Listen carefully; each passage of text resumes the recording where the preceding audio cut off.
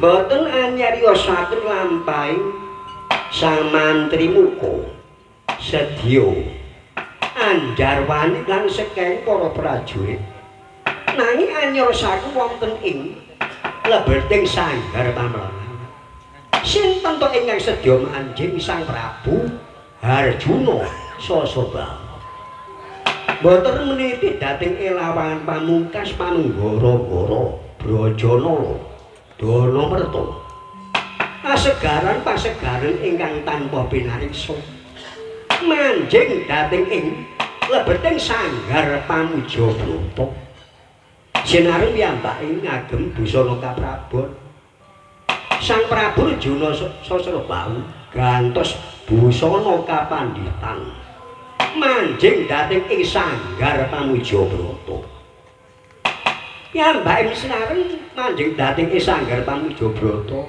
ngasta ratus den basmi kumulaning ratus ngantos manteng saksada lanang gedhe muningane manting ratus sanalika Sang Prabu sendakep asta suku tunggal sendakep pesarane makna asta tangan suku sekil tunggal kumpul bersasah kadodening manungsa ingkang mati ngadeg nanging mati sakjroning urip ngepet babar hawa sanga ngeningna cipta dununge kira-kira menahan manah sampun ngantos kongsi kawedal dhateng ing satunggaling lesan menapa to ingkang den suwun Sang Prabu Harjuna Sasabama enggal-enggalo kasembadan menapa ingkang dados lenging sedya bayo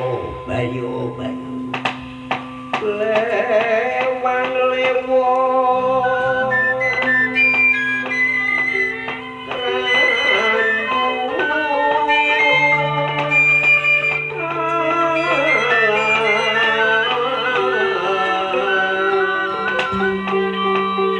merambat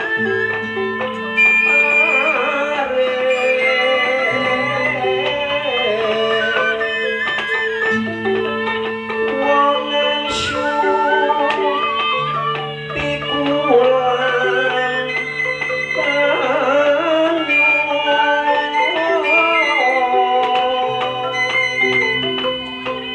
golek ana gawe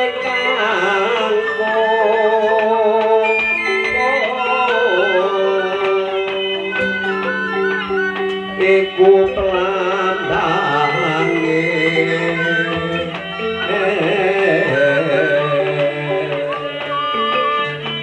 Gusti lawan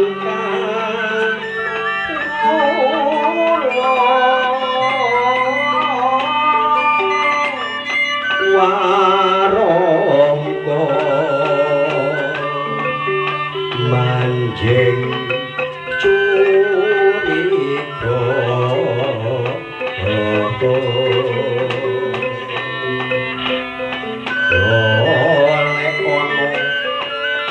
guru kang sampurna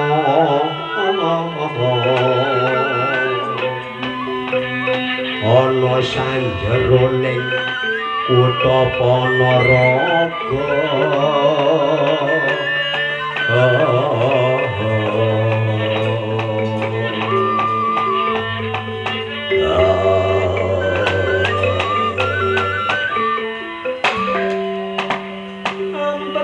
Surapati angkas-angkang pangring-ringing kayun sumriwet nisareng konong gampur sekara benung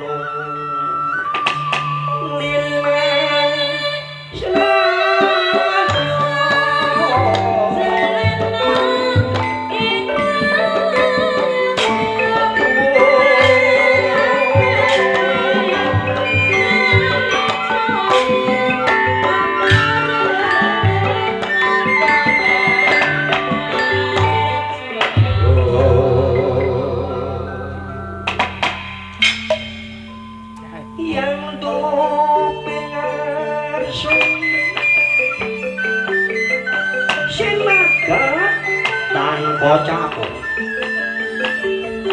ana krincinge gendali bengengeng longgo jeblo sing slak ladake sura ngedasih kadya gedhong dasar para kawula cilik boten tau mambet bondo cendhong sinar mambet bondo cendhong para kawula dasar ributing kawula dasar tersasat kadya sela blekiti aran sela tegese watu blekiti arane semut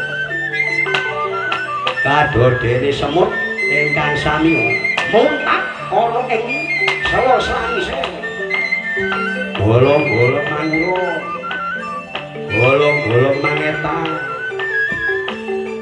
ana bendara ngupaya kawula ana kawula ngupaya bandara ngantos sondo sosok napak waktu Bocah sinten to ingkang anjok saking ing Siti Bentar Ragana Patiswada ngawe-ngawe lan para prajurit ngantos ketingal amber ana ing pregoran Kraton Maeswati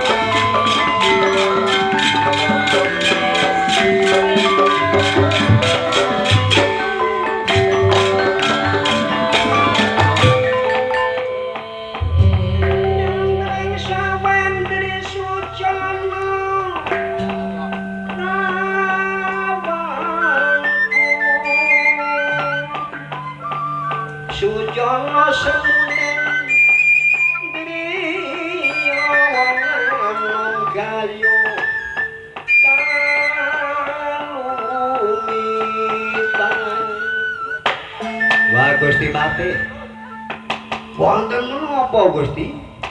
Panjenengan tau ngawi-ngawi dhateng abdi dalem ingkang sinten? Bone nggih samantri muka. Wonten menapa Gusti wong panjenengan dalem ngawi-ngawi dhateng abdi dalem? Nggih. Wonten menapa Gusti? Gusti kula patih niku kula mboten mudeng menapa-napa. Awit kula wonten Paseban Jaba Gusti kula. Gusti kula Arjuna sastra bahu menika paling dawuh napa? Yo, Arya sak watara. Mula bukaning sliramu tak timbali ana ing pregolan. Mergo aku ngembun dawuh saka ing Gustiku Prabu Arjuna Sasrabahu. Wonten napa kuwi? Wonten napa? Kula kok mboten ngertosi niku enten napa? Ngene ya para prajurit. Iki dina Gustimu tindak menyang ing sedya mertapa. Lho, kok Gusti kula mertapa? Ingkang dados sabab iki menapa kok? Wong petanganipun menika nggih sampun dados jumenalen tur kenging menapa kok mertawa ngoten? Yo. Mergo ana sing dadi perkara perkawis menapa menika? Gustimu mertapa ana Tanjung Selatan. Perluning yaiku nentremno kekarepan. Lah, Gusti kula enggak ada kekajangan menapa kok lajeng nentremaken niku penggalih menika. Ya wis arek aja gupuh. Siramu aja gugup. Lah nggih kula menika keping merun sejatuh sing menapa kok lajeng Gusti kula mertapa wong Tanjung Selati. Ngene ya. Nalika semana biyen Gustimu Prabu Arjuna Sasrabahu boyong saka ing kraton Sela Perwata tinjo menyang ing kraton Maespati papakan kan Dasamuka. Lho ambune kok Gusti kula niku ya pancen nyata kaya ngono. Lajeng kono garwane ni Dewi Citrawati ya Gustiku kono diroyok rusa rebut wani kan Sang Prabu Dasamuka. Lah kok kurang ajar niku. Menapa mboten anyu menepi? Menawi Gusti kula ayu menika sampun ndarbeni garwa. Kok lajeng umawantun sing Dasamuka ngaten nika. Barakara iku dhewe ora ngerteni. Nanging ngertenono Gustimu paring dawuh klan Dasamuka. Ya ta Dasamuka, yen pancen ciramu tresna karo bojoku yaiku Citrawati, yen aku jumeneng ratu ana ing kraton Maespati, ciramu bakal kena anggarwa kelawan garwaku ni Dewi Citrawati. Lah kok ngaten niku ya perkara iku iki dina siramu iki dina ndak utus ngetakno para wadyabala manggono ana ing tepis winging negara Maespati. Mbok menawa ana utusaning Prabu Dasamuka balekno aja nganti mlebu ana sanjeroning kraton. Bab becang menapa kowe iki? Becang menapa? Iki dina lumpukno kabeh. Bedil-bedil buntu karo ana. Pedhang sing kurang landhep asan.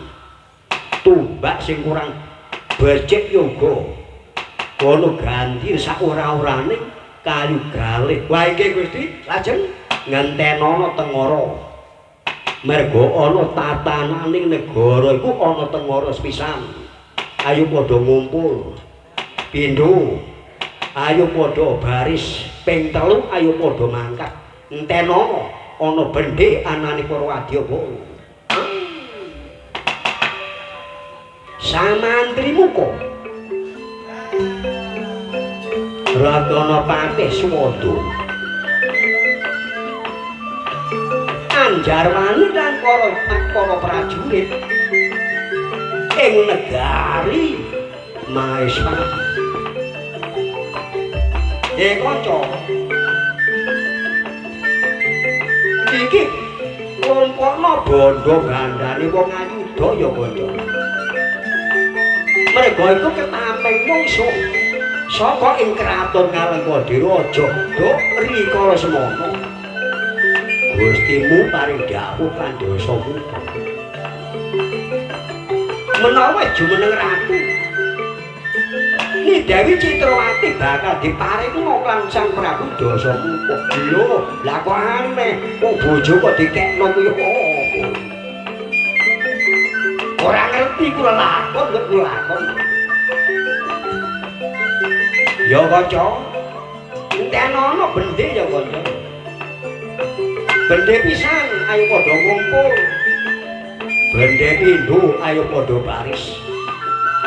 Bendhe telu ayo padha mangkat. Ana ing tepe suwingin. Nagara maos Pak.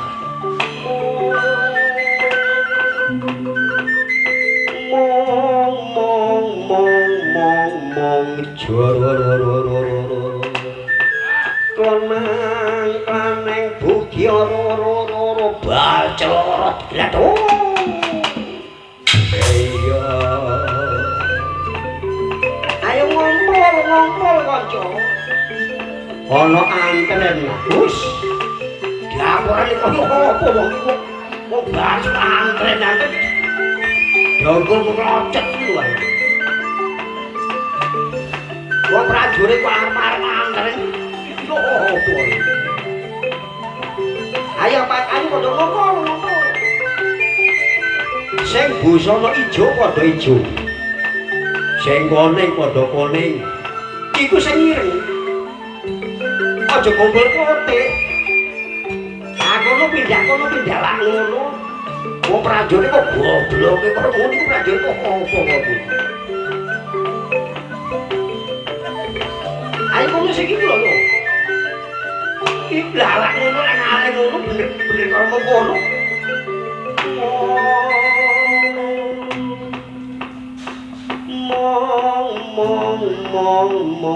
Mong jororororor. Klanang klaneng bugi orororor bacorot gledho. Ayo.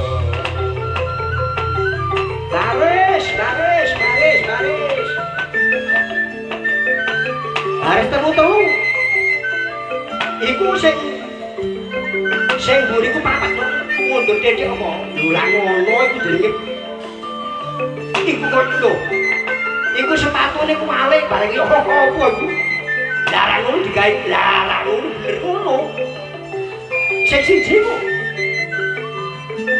Tumbake dikek pundak tumbake. Wong tumbak kok dikek teken iku yo to. Ora duwe dapure apa kok.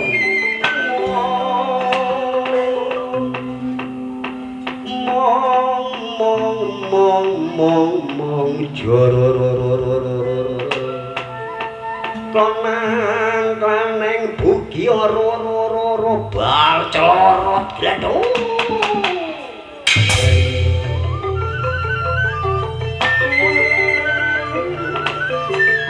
Para prajurit saking ing negari Mapati pating bleber panjing pancolot manjing dhateng alun-alun baris manguyung-uyung mandhopo-popo.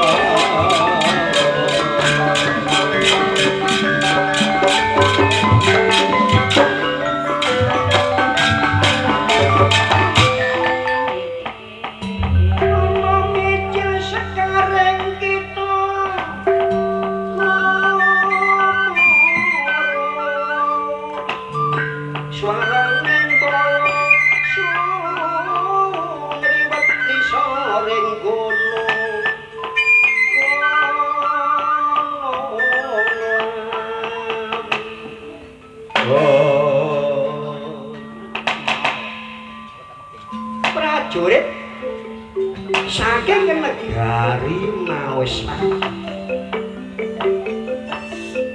prajurit Sang Prabu Harjuna Sasrabahu ngambun dawuh Sang Mantri Muka. Mantri Muka menika patih arane Patih Suwanda Asmara.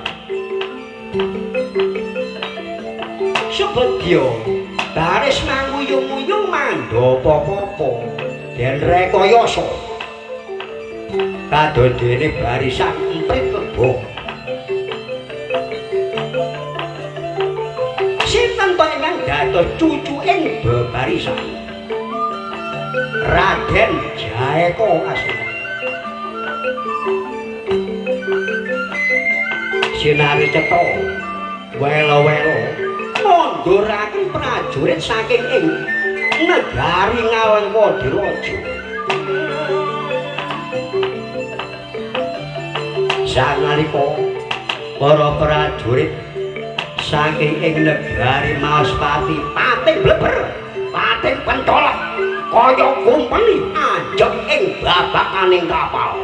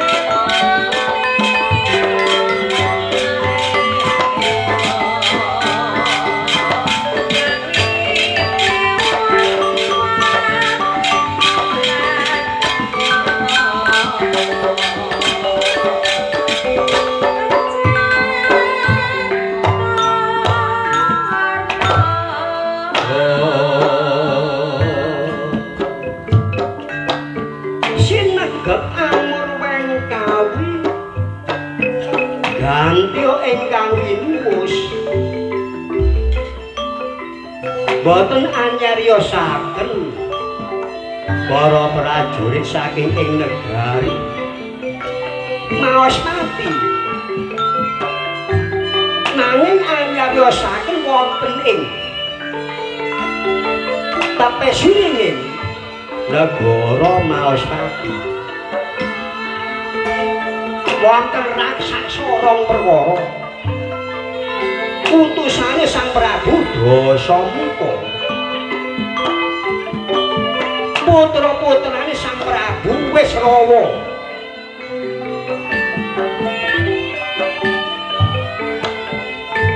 Engkang asma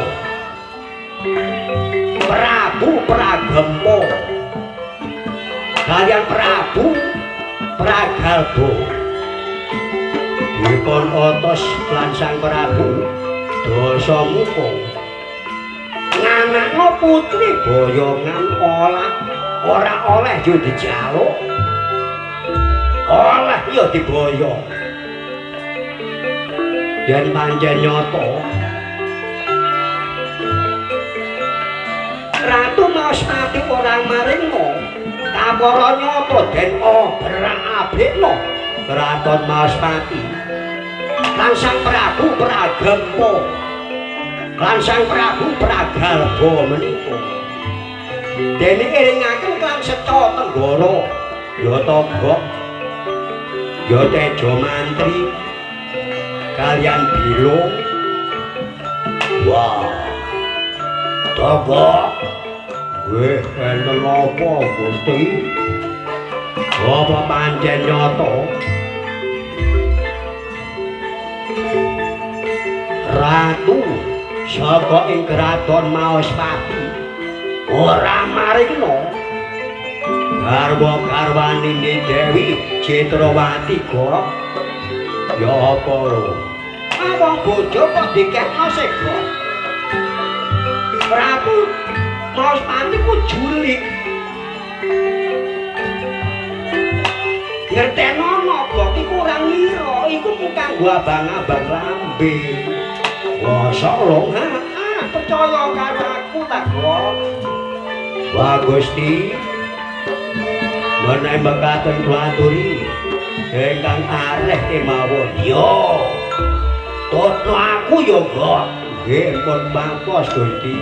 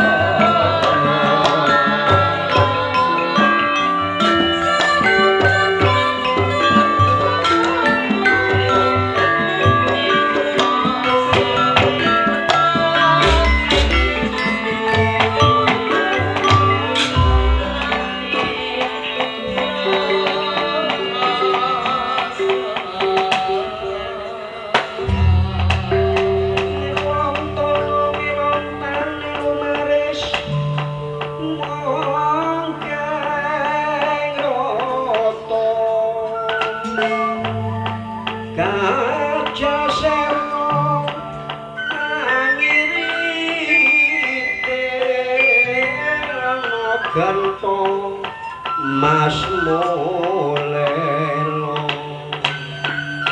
buku kanan kino pengen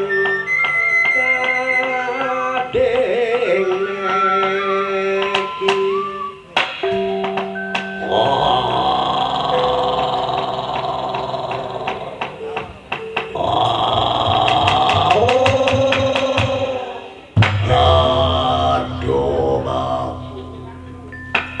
Togok gue ramu ngerti yo yaiku Ratu Maespati Ratu Maespati Royo wah kula pun kenal doangu apa kira-kira gedhe cilike sak endi mboten gedhe mboten cilik tanggung ngoten jare kabare langit ya kok wampun pendhek niku boten enten tandinge nalika palakrama inggih menika wonten kraton Sela Perwata niku enten Jago Sewu tegese Raja Sewu ingkang ngresakaken Dewi Citrawati la lajeng ingkang ngrampungu menika sanes ratune sapa kok sing ngrampungu patihe ingkang asma inggih menika tasih Bambang Sumantri diangkat dados patih diarani Patih Supondo ngoten lah banjur kana apa Gustimu Prabu Dasamuka kok banjur kepengin anggarwa klandi Dewi Citrawati ngeten nggih nalika semono lak ya lung awakmu laro ya lung iya Kang Toga aku ya banyak seni Gustiku Prabu Dasamuka ngadhak wonten teng alas lajeng Pancakara kalian Patih Supondo niku kula dhewe perange niku mboten enten sing menang mboten sing kalah lah ya ngono ya Gok nggih Gusti lah banjur niku ngoten sabdane ratu saking Maespati ngene ya Dasamuka nek pancen nyata sira ora mung ngresakno bojoku nek aku wis manggon ana Kraton Maespati ni Dewi Citrawati di paringna kan Gusti kula Prabu Dasamuka ngoten wah yen ngono iki dina ndak royo rasa rebut wani kanane Dewi Citrawati ampun pun sade sembrono lho niku boten baen-baen masa niku aja kuwatir kok derekno aku tak lebonane ana ing kraton Maespati tak jaluk raya rasa rebut wani Dewi Citrawati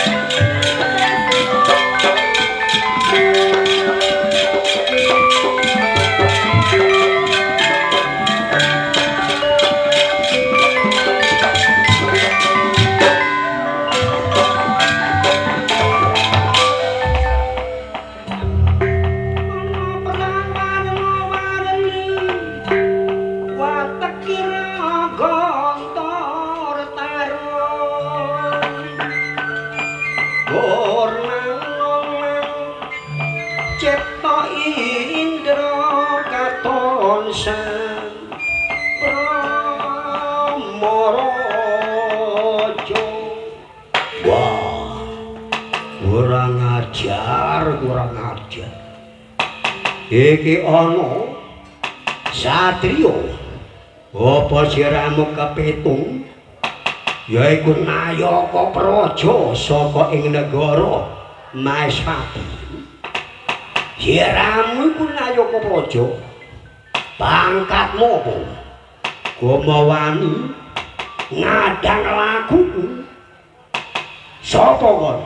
Ya pancen nyata iki dina aku ngembun dawuh saka Gustiku Patih. Yaiku Patih Swanda.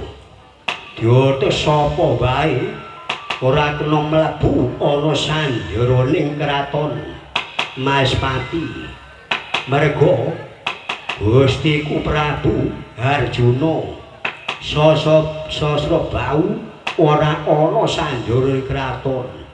Iki dina mangkat mertapa ana ing Tanjung Selat. Aku ora peduli siramu sapa, yen pancen nyata siramu gorong weruh karo aku.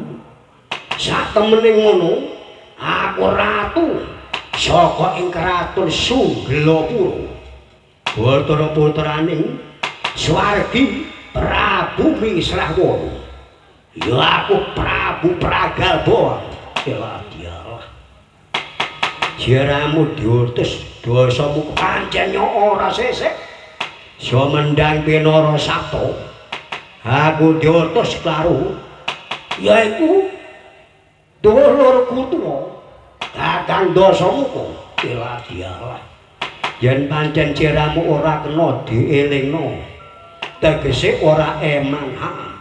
Iki dina kudu balik wakaparat.